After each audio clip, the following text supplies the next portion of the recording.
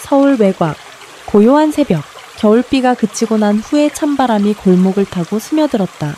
낡은 한옥의 아궁이에서 연기가 희미하게 피어오르고 장작이 타는 탁탁거리는 소리가 침묵을 깨뜨렸다. 그 집에는 은비라는 이름의 20살 소녀가 살고 있었다. 검은 머리는 단정히 묶였지만 끝자락은 거칠게 풀려 있었고 헌옷을 여러 번 기운 셔츠는 그녀의 삶을 고스란히 말해주었다. 은비는 땀을 훔치며 소단에 누렇게 뜬 쌀밥을 조심스레 뒤집고 있었다. 쌀은 동사무소에서 받은 보조식량의 남은 찌꺼기였다. 곰팡이 냄새가 은은히 퍼지는 그 쌀로 밥을 지으며 그녀는 속으로 다짐했다. 그래도 오늘은 두 동생 배를 골케 할 수는 없어. 창밖에선 바람이 나무잎을 사납게 흔들었고 마당 끝에는 그녀의 쌍둥이 남동생들이 담요를 덮고 서로의 어깨에 기대어 앉아 있었다. 하나는 왼쪽 팔과 다리를 거의 움직이지 못했고 다른 하나는 말을 제대로 못했다. 그들의 눈은 텅 빈 듯 했지만 은비를 바라보는 시선엔 의지라는 시로라기 같은 무언가가 있었다. 그때 부엌 입구에서 까칠한 목소리가 날라들었다. 이딴 밥은 개나 줘라. 누렇게 탄 밥을 사람 입에 넣으라고. 은비야, 너 진짜 못난다. 은비는 고개를 숙였다. 아무 말도 하지 않았다. 그녀는 익숙했다. 조모인 문할머니는 언제나 독서를 퍼부었고 은비는 그 속에서 말없이 살아왔다. 은비는 8살에 부모를 교통사고로 잃었다. 그날 이후로 그녀는 아이가 아닌 어른이 되었다. 10살에 논두렁에서 나락을 주워 담았고 12살에는 된장국에 들풀을 넣어 끼니를 넘겼다. 그런 세월 속에서 눈물은 메말랐고 그저 동생들이 얼지 않게 겨울옷 하나 사주는 게 유일한 소망이었다. 이제 그만 나가라. 밥값 못하는 애를 내가 왜 먹여 살려. 나가서 일자리 구해와. 당장. 문할머니가 고함을 치며 밥상을 발로 차버렸다. 푸른 그릇이 박살나고 뜨거운 밥알이 바닥에 튀었다. 쌍둥이들은 놀라 눈을 질끈 감고 손으로 귀를 막았다. 은비는 침묵했다. 눈물 한 방울도 흘리지 않았다. 무너진 상을 정리하고 대나무, 집을 나서기 전 그녀는 부엌을 돌아보았다. 어머니가 생전에 김칫국을 끓이던 낡은 양은 냄비, 장작 타는 냄새, 비 오는 날 젖은 흙과 풀내음, 모든 기억이 한순간 되살아났다. 엄마, 따뜻한 국 한 그릇이 사람 마음을 살린다고 했죠. 나 이제 갈게요. 은비는 헝코트를 몸에 바짝 여미고 대문을 나섰다. 차가운 바람이 뺨을 후려쳤고 맨발로 걷는 발바닥은 얼어붙을 듯 아팠지만 그녀는 멈추지 않았다. 서울 시내까지는 12km. 그녀는 아무도 모르게 아무도 기다리지 않는 길을 향해 걸었다. 하지만 그날이 그녀 인생의 마지막 과거가 될 줄은 아무도 몰랐다. 추운 겨울 아침, 서울 외곽의 부유한 동네. 은비는 도시 외곽에 자리한 대형 저택 앞에 도착했다. 눈앞에 펼쳐진 것은 그동안 TV에서만 보았던 풍경이었다. 높고 육중한 철문, 깔끔하게 정돈된 정원, 프랑스식 석조 건물의 외관. 그녀는 숨을 가다듬고 문을 두드렸다. 두근거리는 가슴을 진정시키려 했지만 두 손은 이미 얼어붙어 떨리고 있었다. 잠시 후 철문이 천천히 열리고 나이가 지긋한 남성의 모습을 드러냈다. 그는 매무새를 깔끔하게 정돈한 집사처럼 보였고 은비를 위아래로 훑어보더니 낮은 목소리로 물었다. 누구를 찾으셨죠? 이 집에서 가정부를 구한다는 말을 듣고 은비는 조심스럽게 말을 이었다. 남성은 눈을 가늘게 뜨고 잠시 침묵한 후 고개를 끄덕이며 손짓으로 따라오라는 신호를 보냈다. 차가운 대리석 바닥, 유리처럼 반짝이는 벽면, 고요한 저택 안은 외려 숨 막힐 듯 조용했다. 그녀는 발소리를 죽이며 남자를 따라 긴 복도를 걸었다. 그 복도의 벽에는 금빛 액자에 담긴 가족 사진들과 고급스러운 미술 작품들이 빽빽이 걸려 있었다. 은비는 자신의 행색이 이 공간에 어울리지 않는다는 것을 너무나도 뼈저리게 느꼈다. 마침내 도착한 것이 햇살이 비쳐 들어오는 창가에 날카로운 눈매의 중년 여성, 이 집의 안주인 서윤 회장이 신문을 들고 앉아 있었다. 이름이 뭐죠? 신문을 내려다보지도 않으는 채 그녀가 물었다. 은비입니다. 뭐든 할 줄 아나요? 열이 청소, 빨래, 할 수 있는 건 다 합니다. 은비의 목소리는 작았지만 단호했다. 서유는 신문을 내려놓고 은비를 찬찬히 쳐다보았다.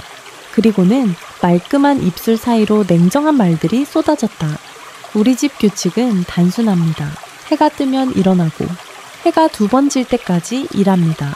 휴일 없음, 병가 없음, 전무 없음, 묻지 마라, 캐지 마라, 2층 출입 금지, 집안 이야기 금지, 월급은 10만 원, 남은 음식 먹고 부엌에서 자요. 감당할 수 있겠어요. 은비는 고개를 깊이 숙였다. 네? 괜찮습니다. 일만 할 수 있으면 돼요. 곁에 서 있던 집사 성진 씨는 잠시 주저하는 표정을 지었지만 아무 말 없이 다시 걸음을 옮겼다. 은비도 뒤따랐다. 부엌은 넓었지만 온기가 없었다.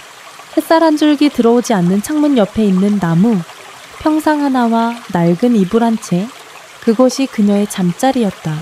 은비는 가방을 내려놓고 벽에 기대어 앉았다. 텅 빈 위장이 뒤틀릴 듯 아팠다. 부엌 구석, 아직 식지 않은 죽 냄비가 보였다. 망설이다가 한 국자를 떠서 입에 넣었다. 쌀알이 거의 없는 죽이었지만 그 맛은 눈물이 날 만큼 따뜻했다. 그녀는 뺨을 타고 흐르는 눈물을 조용히 닦았다. 밤이 찾아오고 은비는 이불을 껴안고 웅크린 채 누웠다. 창문 너머로 들려오는 겨울바람 소리는 마치 그녀의 심장을 파고드는 듯 아팠다. 내일은 조금 더 따뜻했으면 좋겠다. 그녀의 하루는 그렇게 차갑고 또 조용히 흘러갔다. 그러나 인생은 언제나 우리가 예상하지 못한 순간에 조용히 방향을 틀곤 한다. 서울의 겨울은 유난히 길고도 무정했다. 은비가 대저택에 들어온 지 어느덧 한 달. 그녀의 손은 매일 찬물에 닿아두고 갈라졌고 허리는 끊임없는 쓸고 닿기의 반복에 자주 비명을 질렀다. 하지만 은비는 단 한 번도 불평하지 않았다. 버티면 된다. 내가 버티면 동생들은 따뜻할 수 있어. 매일 새벽 5시 어둠 속에서 일어나 부엌 불을 지피고 집안을 닦는 것이 그녀의 하루의 시작이었다. 그녀는 이 집의 규칙을 정확히 기억하고 철저히 지켰다. 이 집 2층에는 절대 출입 금지라는 말이 있었다. 은비는 한 번도 그곳을 넘보지 않았다. 그곳에는 서윤 회장의 외동아들 하진이 있었다. 하진은 아무도 가까이 하지 못하는 인물이었다. 그의 존재는 마치 집안 깊숙한 비밀처럼 다뤄졌다. 누구도 그에 대해 이야기하지 않았고 그는 늘 2층에 머물렀다. 단 한 번도 1층에 내려오는 법이 없었다. 하지만 그날 밤 모든 게 바뀌었다. 칠팅 멀긴데 됐다고. 저녁 늦게 설거지를 마치고 은비는 부엌 창가에 앉아 밤하늘을 멍하니 바라보고 있었다. 그때 위층에서 유리 깨지는 소리가 났다. 곧이어 무거운 물건이 넘어지는 듯한 쾅 소리. 은비는 본능적으로 움직였다. 무슨 일이죠? 누가 다쳤을지도 모른다는 걱정이 그녀를 움직이게 했다. 2층 계단은 조용했지만 묘하게 차가웠다. 그녀는 망설이다가 조심스레 문을 열었다. 그리고 그 방 안에서 누군가가 쓰러져 있었다. 창문이 활짝 열려 있었고 찬바람이 휘몰아치는 가운데 한 소년이 침대 옆 바닥에 누워 있었다. 얼굴은 창백했고 손에 깨진 유리컵 조각이 들려 있었다. 괜찮아요. 들리세요? 은비는 다급히 다가가 소년의 어깨를 흔들었다. 소년의 눈동자가 천천히 떨리며 그녀를 응시했다. 하진이었다. 너? 누구야? 힘없이 던진 목소리는 감정이 사라진 채 말라 있었다. 전 가정부예요. 은비라고 해요. 많이 다치셨어요. 하진은 그녀를 바라보다가 고개를 돌렸다. 나가. 여기 오지 말라고 했잖아. 은비는 잠시 머뭇거리다가 조용히 방을 나갔다. 하지만 한참을 서성이다가 다시 문을 열고 들어왔다. 이번엔 손에 따뜻한 물수건과 응급약을 들고 있었다. 말 안 들을게요. 혼나도 돼요. 근데 피 흘리는 사람 그냥 두는 건 싫어요. 그녀는 조심스레 하진의 손을 잡고 유리 조각을 꺼냈다. 그 순간 하진의 눈이 이상하게 흔들렸다. 아무도 자신의 몸에, 자신의 아픔에 이렇게 손을 내민 적 없었다. 그의 기억 속엔 늘 차가운 시선과 무관심 뿐이었다. 그날 밤 은비는 아무 말 없이 그의 곁을 지켰다. 작은 휴지와 약으로 상처를 닦고 물 한 잔을 건넸다. 하진은 말없이 그 물을 마셨다. 저만 개인 조례였다지. 처음으로 2층에 따뜻한 기운이 번졌다. 차가운 규칙이 깨지고 미세한 온기가 틈을 비집고 들어온 순간이었다. 그날 이후 하진의 방 창문은 종종 살짝 열려 있었다. 그리고 은비의 마음엔 작고 조용한 불씨 하나가 피어났다. 말없이도 서로를 이해할 수 있을 것만 같은 그런 예감. 그날 이후로 무언가 조금씩 바뀌기 시작했다. 2층 복도에 발소리가 들리면 은비는 걸음을 멈추고 그 발소리가 방으로 들어가는 것을 확인한 뒤에야 다시 움직였다. 하지만 하진의 문은 가끔, 아주 가끔 은비를 위해 열려 있었다. 말없이 놓여진 빈 컵, 조용히 열어둔 창문, 그리고 책상 위에 올려진 쪽지 한 장. 혹시 붓펜 하나 구할 수 있을까요? 은비는 쪽지를 보고 살짝 웃었다. 이 집에서 처음 받아본 요청이었다. 명령도, 꾸짖음도 아닌 진심 어린 부탁. 그녀는 다음날 붓펜을 사서 조심스레 문 앞에 두었다. 다음날 컵 안엔 새하얀 종이 한 장이 놓여 있었다. 그 위엔 순묵으로 그린 매화가지, 가냘프고도 세밀한 붓끝에 떨림이 살아있었고 그 안엔 말로는 담지 못한 감정이 스며 있었다. 은비는 매일 밤 부엌 평상에 누워 그 그림을 꺼내보곤 했다. 이 사람은 왜 여기에 갇혀있는 걸까? 그녀의 마음에는 점점 호기심과 연민이 엉켜 자라나기 시작했다. 어느 날 밤 하진의 문이 조용히 열렸다. 그는 허리까지 내려오는 긴 스웨터를 입고 복도 끝까지 나와 있었다. 은비는 마침 바닥을 닦고 있다가 그를 마주쳤다. 그 순간 둘 다 얼어붙었다.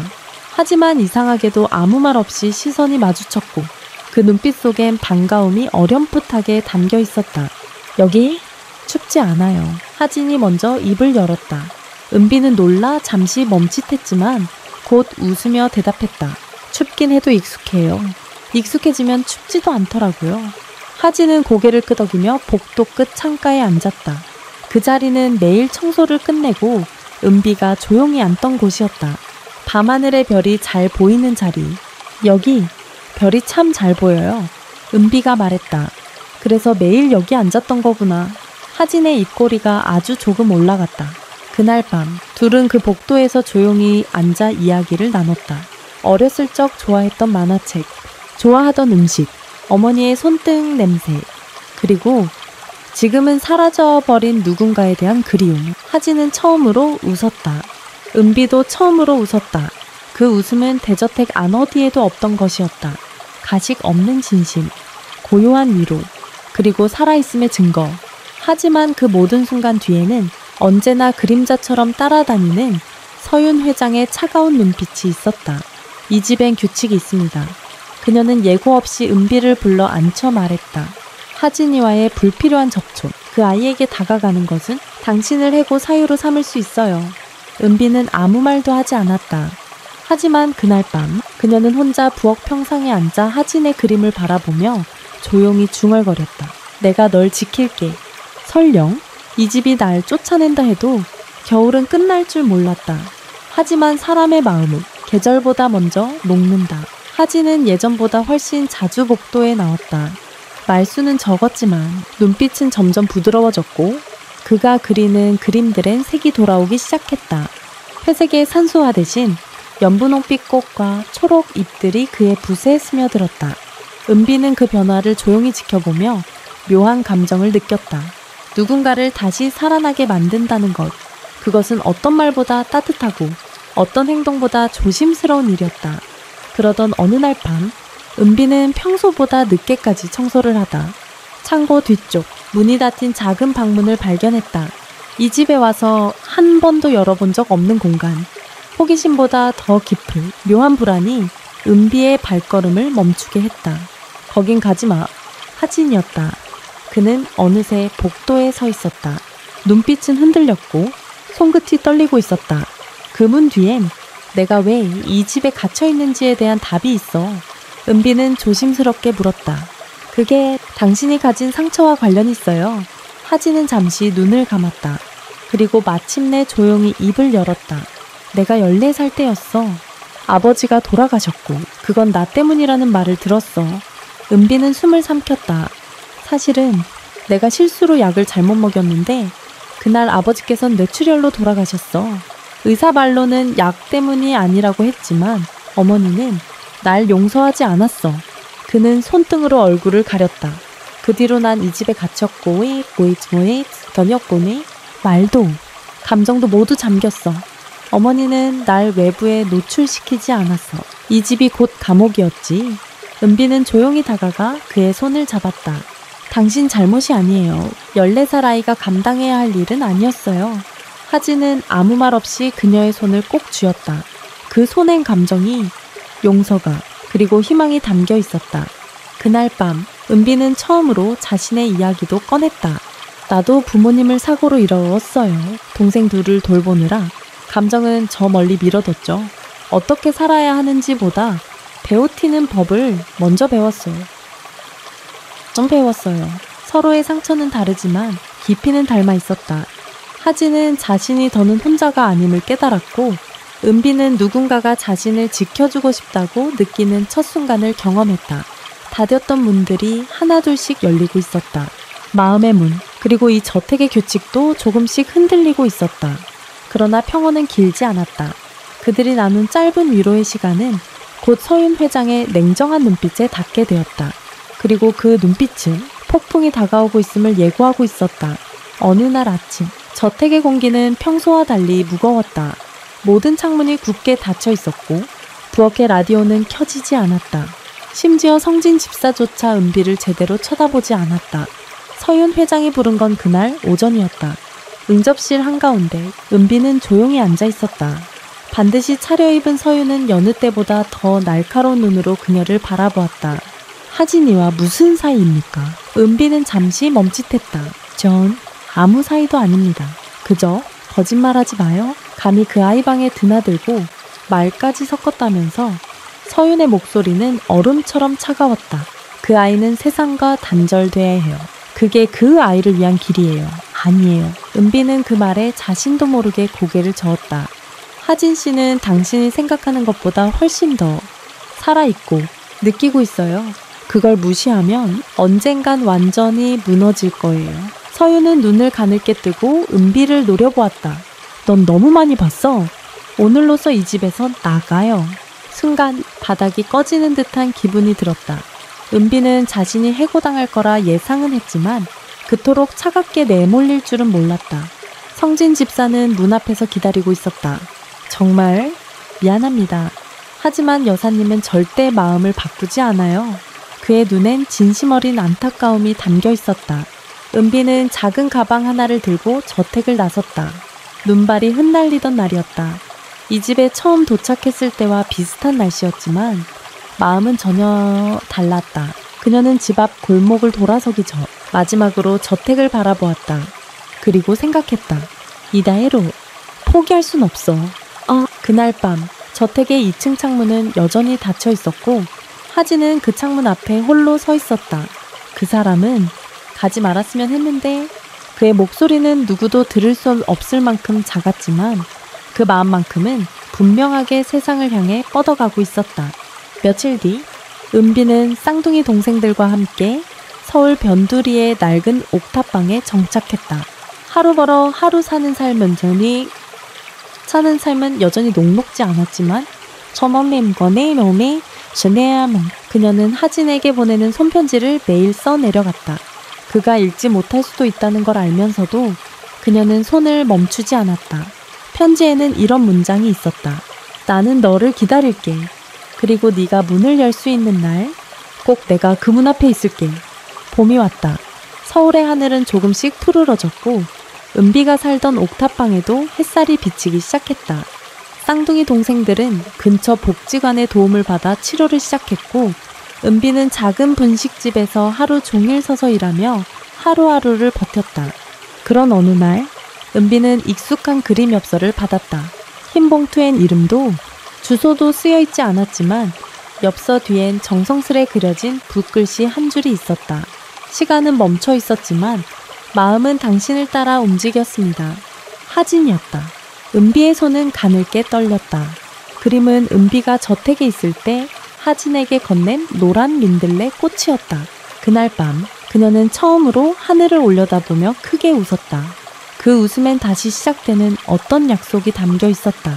며칠 뒤 은비는 근무를 마치고 분식집 문을 닫으려던 찰나 문 앞에 익숙한 실루엣이 서 있는 것을 보았다. 긴 회색 코트, 단정한 셔츠, 그리고 더는 그림자처럼 움츠리지 않는 눈빛. 하진이었다. 오랜만이에요. 그가 조용히 말했다. 정말 왔네요. 은비는 숨을 삼키며 웃었다. 하진은 조심스럽게 가방에서 무언가를 꺼냈다. 그건 낡은 스케치북이었다. 은비가 떠난 후 그가 하루도 빠짐없이 그린 그림들, 텅 빈 복도, 창가에서 별을 보던 밤, 그리고 무수히 반복해서 그린 은비의 옆모습.